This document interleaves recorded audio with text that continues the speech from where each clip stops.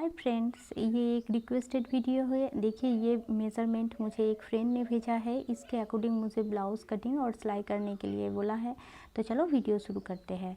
देखिए, हमें जो भी आपका मेज़रमेंट का लेंथ होगा उसके साथ आपको 1 इंच एक्स्ट्रा लेना पड़ेगा। यहाँ पर मेज़रमेंट था 13 इंच, तो हमने 1 इंच प्लस किया है, तो 14 इंच होगा। इसका शोल्डर है 5.5 इंच और आर्म होल भी है 5.5 इंच। ये डीप नेक के अकॉर्डिंग है, इसलिए आर्म होल 5.5 इंच। इसके बाद हम चेस्ट का मेज़रमेंट लेंगे। चेस्ट का चौथा भाग 36 का चौथा भाग होगा 9 इंच और वेस्ट यानी कमर का चौथा भाग है 7 इंच। 28 इसका कमर है, इसका चौथा भाग 7 इंच और 1 इंच लेंगे हम एक्स्ट्रा टक्स के लिए बैक पार्ट में। और इसके बाद देखिए 1.5 इंच हम एक्स्ट्रा कपड़ा आप जो भी लेते हैं 1 इंच, 1.5 इंच या 2 इंच। इसके बाद हम आर्म होल को गोलाई देंगे, तो आर्म होल का जितना भी मेज़रमेंट है उसे आधा कर लेंगे और एक राउंड शेप दे देंगे, तो हमारा आर्म होल भी रेडी हो जाएगा। इसके बाद हमें नेक बैक नेक के लिए ड्रॉ करना है, तो नेक का हम चौड़ाई में लेंगे 2.25 इंच। ये डीप नेक है और ये लंबाई में होगा 10 इंच। और इधर से भी हम 2.25 इंच लेंगे और एक बॉक्स बना लेंगे। और इसके बाद देखिए हमें हाथों से गोलाई का राउंड नेक का शेप दे देना है। ये हमारा बैक पार्ट हो गया। अब हम इसे कटिंग कर लेंगे। बैक पार्ट को रख कर ही हम फ्रंट पार्ट के कटिंग करेंगे। तो देखिए हम कपड़े को पलट लेंगे और देखिए जिधर से खुला मुंह है उधर हम बैक पार्ट को रख लेंगे। उसके बाद आधा इंच या आधा से थोड़ा कम भी आप ले सकते हो। ये हुक और आई पट्टी के लिए लेना बहुत ज़रूरी है, तो हम पहले ही आधा इंच मार्क कर लेंगे।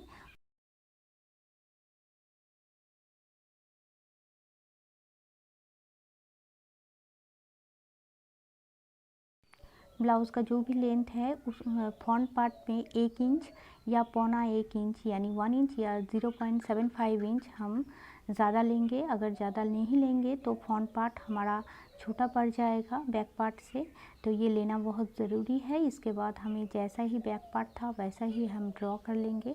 ड्रॉ करने के बाद इसके ऊपर ही हम फ्रंट पार्ट के कटिंग करेंगे।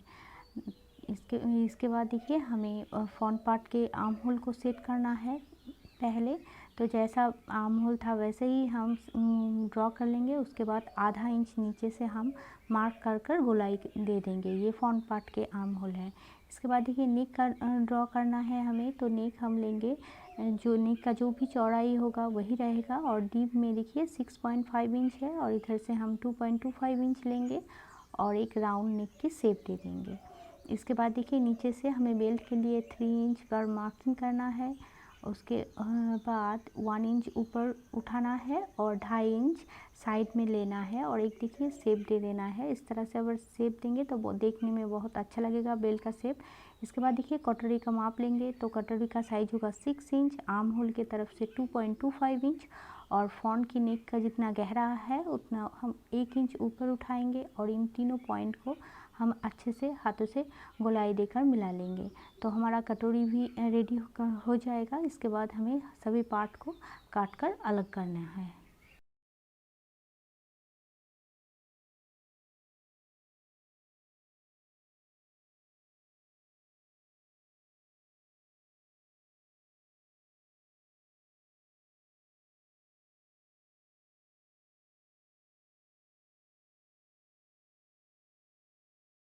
फ्रंट पार्ट के साथ हम बैक पार्ट को मैच कर देख लेंगे। देखिए हमने एक इंच के करीब जहाँ एक्स्ट्रा लिया था वही सिलाई में चल जाएगा, तो दोनों पार्ट एक बराबर हो जाएगा। इसके बाद कटोरी को हम बड़ा करेंगे, तो कटोरी को हमेशा आप कोशिश कीजिएगा उड़ेब के कपड़े में रख कर कटोरी का जो भी मेज़रमेंट है उसे आधा कर लीजिएगा और नीचे की तरफ से 1.5 इंच और दोनों तरफ ही दोनों साइड ही 1.5 इंच आपको बढ़ाना है। जिस तरह से मैं बढ़ा रही हूँ इस तरह से ही बढ़ाना है। देखिए अब तीनों पॉइंट को हम मिला देंगे। मिलाने के बाद ऊपर की तरफ हम देखिए आधा इंच एक्स्ट्रा लेंगे जो सिलाई में जाएगा और इस तरफ से हम नहीं लेंगे एक्स्ट्रा, क्योंकि हुक और आई पट्टी में हमने लिया था एक्स्ट्रा लिया था। इसके बाद इन सभी पॉइंट को देखिए हम मिला लेंगे। मिलाने के बाद हम इसे कटिंग कर लेंगे।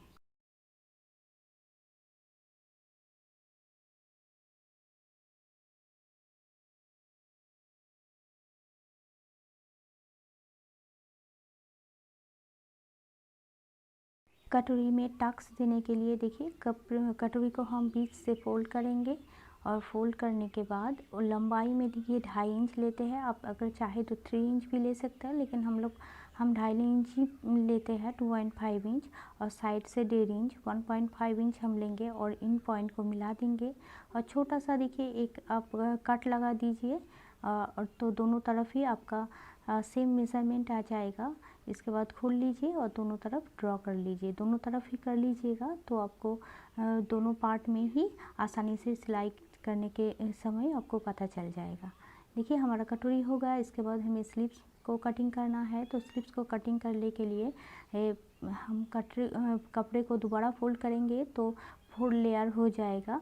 इसके बाद नीचे से हम देखिए इसको कपड़े को सीधा कर लेंगे और इसका रेडी लेंथ है 10 इंच, तो हम 1 इंच एक्स्ट्रा लेंगे स्लीव्स का लेंथ और 3.5 इंच पर एक और मार्क करेंगे और इन पॉइंट को हम स्केल की मदद से सीधा कर देंगे। यहाँ पर आर्म होल की गुलाई पर देखिए हम लेंगे 7.5 इंच और नीचे से हम लेंगे लगभग 6 इंच के करीब, 6 इंच हम लेंगे मुहरी और इन दोनों पॉइंट को हम अच्छे से मिला देंगे। देखिए ये थोड़ा सा एल्बो स्लीव्स है, इसलिए अगर आप इस तरह की स्केल से आप शेप दे देंगे तो बहुत अच्छा भी लुक और फिटिंग्स और फिनिशिंग दोनों ही अच्छा आता है। और उसके बाद हम 1.5 इंच लेंगे एक्स्ट्रा कपड़ा। अब ब्लाउज़ में 1.5 इंच लिया था, ऊपर से हम 2 इंच पर एक मार्क करेंगे और स्लीव्स के टॉप से आर्म होल की साइड तक शेप दे देंगे। आधा इंच के नीचे में हम और एक मार्क करेंगे और राउंड शेप दे देंगे। ये फ्रंट पार्ट के लिए है ये शेप। इसके बाद देखिए हमें स्लीव्स कटिंग कर लेना है। कटिंग करने के बाद हम फ्रंट पार्ट के लिए जो मार्किंग किया था उस पार्ट को हम छाट देंगे और यहाँ पर एक क्रॉस का मार्क कर देंगे, तो ये इजीली हमें पता रहेगा कि ये फ्रंट पार्ट के लिए है।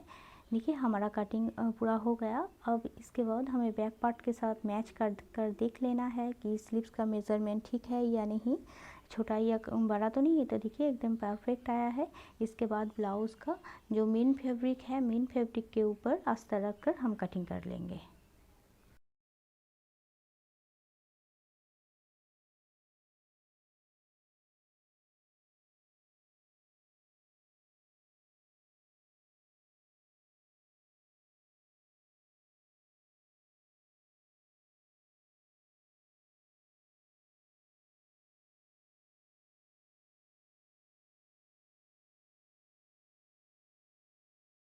मेन फैब्रिक कटिंग करने के बाद तो आपको हमेशा ध्यान में रखना है कि कपड़े का डिज़ाइन किस तरफ है और इन सभी पार्ट्स में किस तरह से पड़ेगा ये डिज़ाइन।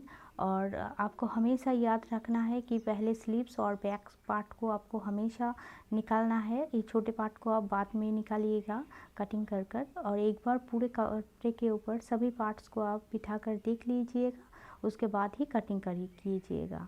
देखिए हमारा कटिंग हो गया। इसके बाद हम फ्रंट पार्ट को लेंगे।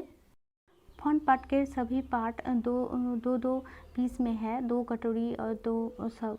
तो पहले हम एक को हम अलग कर देंगे और मेन फैब्रिक के उल्टे तरफ हम अस्तर को रखकर एक पिन लगा लेंगे और चारों तरफ से हम सिलाई चला लेंगे।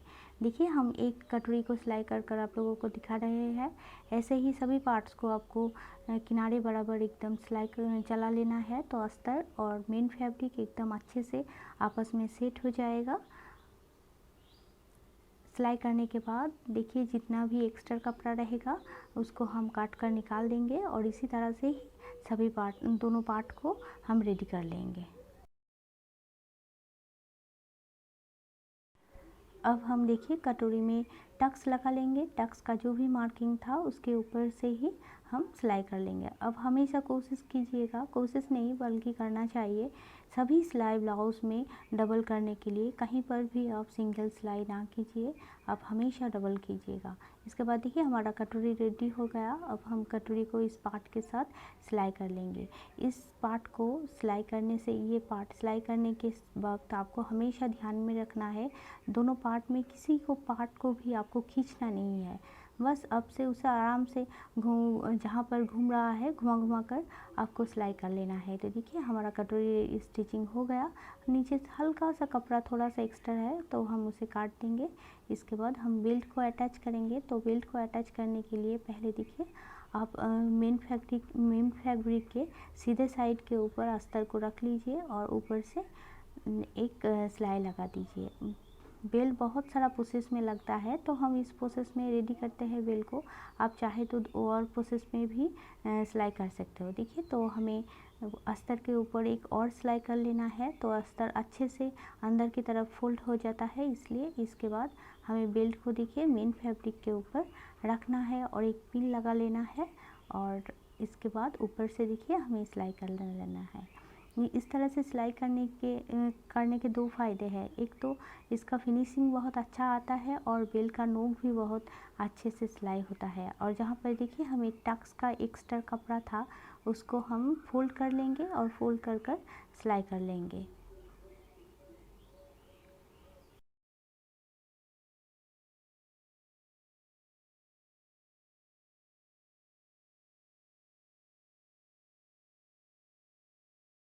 बेल के चारों तरफ जहाँ पर अस्तर को हम खुला छोड़े थे वही सभी पार्ट्स को हम अस्तर और मेन फैब्रिक दोनों को आपस में सिलाई कर लेंगे और एक्स्ट्रा कपड़े को हम काट कर निकाल देंगे।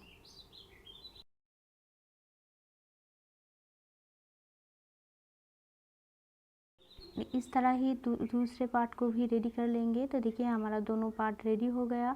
इसके बाद हुक और आई का पट्टी लगाएंगे। तो आप चाहे तो लेफ़्ट साइड या राइट साइड किसी भी तरफ आपकी चॉइस या कस्टमर की चॉइस के अकॉर्डिंग आप हुक और आई पट्टी कर सकते हो। तो देखिए हमने आई पट्टी के लिए मेन फैब्रिक और अस्तर दोनों ही लिया है और हुक पट्टी के लिए हमने सिर्फ अस्तर लिया है। सभी कपड़ा ही 2.5 इंच का है चौड़ाई में और लंबाई में देखिए जितना हुक का और आई पट्टी का लेंथ है उसके थोड़ा सा ज़्यादा लिया है। तो हम पहले हुक पट्टी को रेडी करेंगे। तो अस्तर को डबल में फोल्ड करेंगे और देखिए सिलाई करने के बाद ऊपर में एक और सिलाई लगाएंगे कि आसानी से अस्तर अंदर की तरफ घूम जाए। इसके बाद हम मेन फैब्रिक के ऊपर ही एक सिलाई चला लेंगे। यही फुल एंड फाइनल सिलाई है। हम अभी हेम नहीं करते, उतना वक्त भी नहीं रहता और ये मजबूती भी होता है। तो देखिए हो गया। और इसके बाद हम आई पट्टी करेंगे। तो आई पट्टी करने के लिए मेन फैब्रिक और अस्तर दोनों को एक साथ एक साइड में हम सिलाई कर लेंगे कि इसे अच्छे से स्टिचिंग करने के लिए। नहीं तो ये थोड़ा अगर हिल जाएगा तो दोनों का शेप अलग हो जाएगा आई पट्टी अस्तर और फैब्रिक का। तो देखिए हमने एक साइड सिलाई कर लिया है और जिस तरफ से सिलाई नहीं किया है उस तरफ से हम ब्लाउज़ के नीचे की साइड से हम कपड़े को रखेंगे और सिलाई चला लेंगे। देखिए हम इसे घुमाएंगे तो ये सीधी साइड में आ जाएगा। इस तरफ से ही आपको आई पट्टी करना है। ये बहुत आसान और इजी प्रोसेस और ये परफेक्ट भी है। इस तरह से आप करेंगे तो आपका ऊपर का फिनिशिंग बहुत अच्छा आएगा। पहले आपको नीचे की सिलाई कर लेना है। देखिए हमारा रेडी हो गया। इस तरह ही हम हुक और आई पट्टी का सिलाई करते हैं।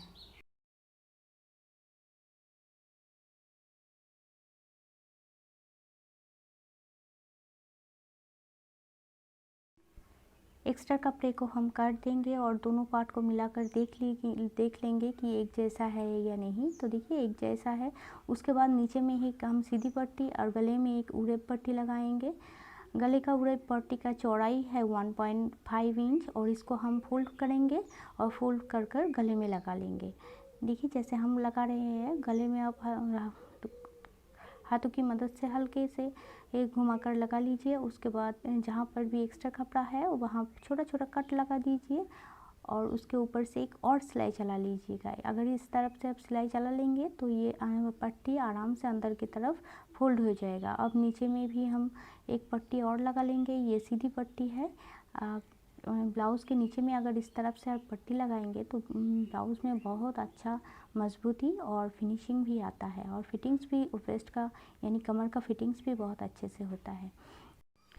इस सिलाई को लगाने से पहले आपको बैक पार्ट के साथ एक बार फ्रंट पार्ट ज़रूर मैच कर देख लेना चाहिए कि हाइट में यह छोटा या बड़ा तो नहीं है।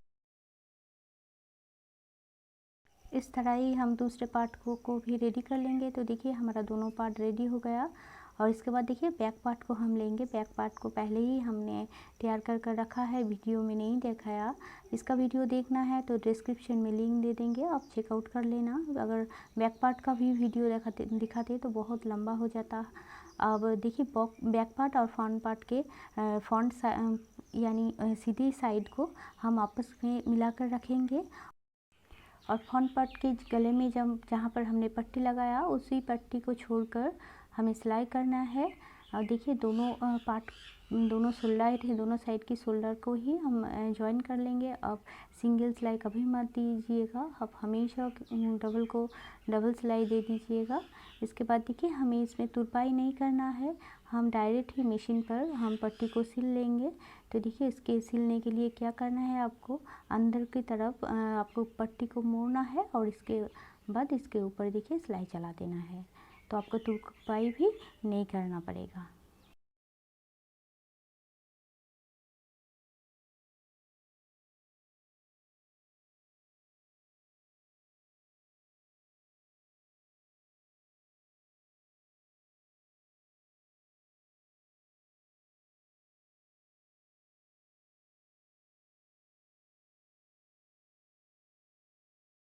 दोनों तरफ देखिए गले का पट्टी सिलाई हो गया। अब सिलाई हो जाने के बाद देखिए शोल्डर में जिस पार्ट में भी थोड़ा सा एक्स्ट्रा कपड़ा है उसे हम काट देंगे। काट देने के बाद हम दोनों शोल्डर को पहले मैच कर देख लेंगे कि इसका एक जैसा बराबर आया या नहीं लेंथ। देखिए तो ये इसका एक साइज़ एकदम एक जैसा है।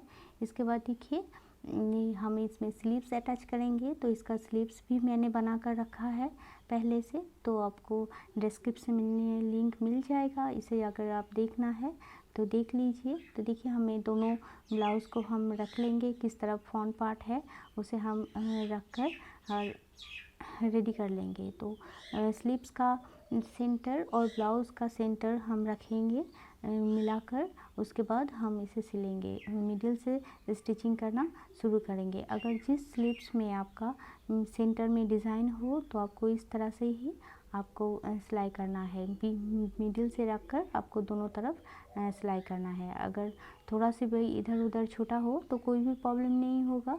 अगर आप एक साइड से सिलाई करना स्टार्टिंग करेंगे तो डिज़ाइन बिगड़ भी सकता है।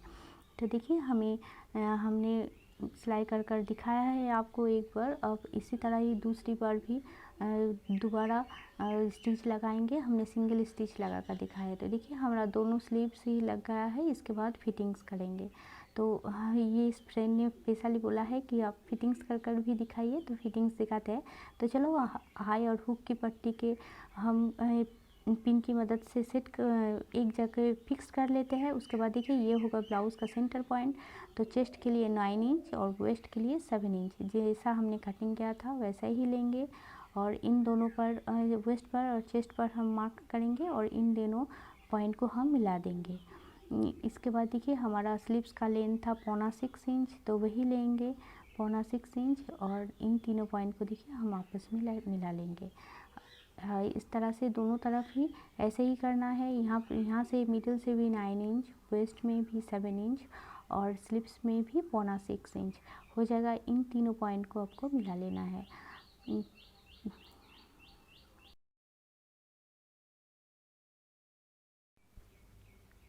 मिलाने के बाद देखिए दोनों तरफ ही हम सिलाई कर लेंगे।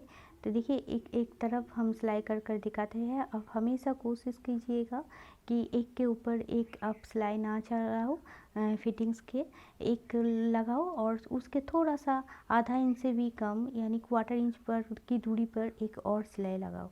दोनों तरफ ही ऐसे ही हम सिलाई कर लेंगे। और सिलाई करने के बाद देखिए इसका लुक कितना अच्छा आएगा। तो आज का ये मेरा वीडियो कैसा लगा, अगर अच्छा लगा तो मुझे भी प्लीज़ कमेंट कर बताना। और किस तरह साइज़ के आप ब्लाउज़ देखना चाहते हो वो भी मुझे बताना। तो देखिए ब्लाउज़ पूरा रेडी हो गया। ये रहा इसका बैक पार्ट, ये एकदम पूरा रेडी हो गया स्टिचिंग के बाद। ये है इसका स्लीव्स और ये है फ्रंट पार्ट, दोनों स्लीव्स। तो देखिए ब्लाउज़ कितना अच्छा लग रहा है और ये पहनने के बाद भी बहुत अच्छे से फिटिंग्स होगा। तो चलते हैं, मिलते हैं नेक्स्ट वीडियो पे। टाटा।